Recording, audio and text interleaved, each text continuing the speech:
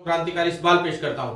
जैसा कि आप सभी को पता है कि लगातार संघर्ष हमारा जारी है। इस 10-15 दिन में कई बड़े अधिकारियों से, कई बड़े मंत्रियों से, सभी से हमारी मुलाकात हुई। इस मुलाकात के दौरान हमने एक नई चीज शुरुआत की है।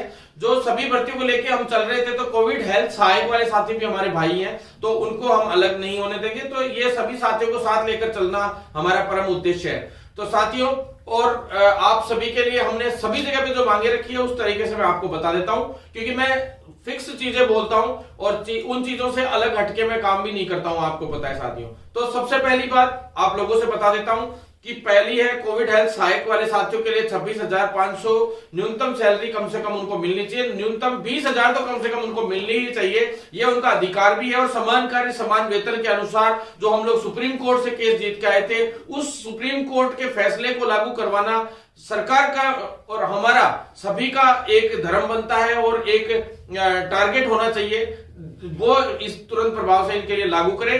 दूसरा, जो साथी लोग हैं उनको कम से कम, चाहे उन्होंने सरकार को सेवाएं तो दी है, डायरेक्टली इनडायरेक्टली किसी भी रूप में दी हो, तो उनको कम से कम बोनस अंक जो है 89 डेज के हिसाब से, जैसे कोविड में प्रधानमंत्री जी ने भी घोषणा की थी, तो उसके अकॉर्डिंगली इनको चाहे जितने भी दिन, ये 89 दिन से ऊपर हो चुके हैं, तो कम से कम 10 अंक बोनस इनके बनते हैं। तो उन सभी साथियों को ये 10 अंक बोनस मिलने भी चाहिए और ये इनका अधिकार भी है। और इन्होंने विपरीत परिस्थितियों में सरकार का इतना साथ दिया है, तो हम इन सब के लिए इस चीज की मांग भी करते हैं और सभी के लिए हमने बोला भी, अधिकारियों को भी, और हर तरीके से उनको याद भी दिलाया। सबसे मुख्य रूप से हमने इन दिनों में एक चीज इन सभी साथियों के लिए मांग रखी। आज सीएस मैडम को भी हमने सुबह मिले थे, तो उनको ये बात बोली थी। उषा शर्मा जी, सीएस मैडम जो नई आ गई हैं, वो किसी से मिलती भी नहीं है, बहुत मुश्किल से मिलते हैं। तो साथियों, उनसे मिलकर हमने साफ कह दिया है कि इनकी जो सैलरी 6-6 महीने, 7-7 महीने की आप लोगों ने अटकाई है, विपरीत परिस्थितियों में इन्होंने आप लोगों का इतना साथ दिया, उसका नतीजा क्या आप इस प्रकार से देंगे, तो तुरंत प्रभाव से इनकी सैलरी इनके अकाउंट में आनी चाहिए, जल्द से जल्द इन लोगों के पास आनी चाहिए। क्योंकि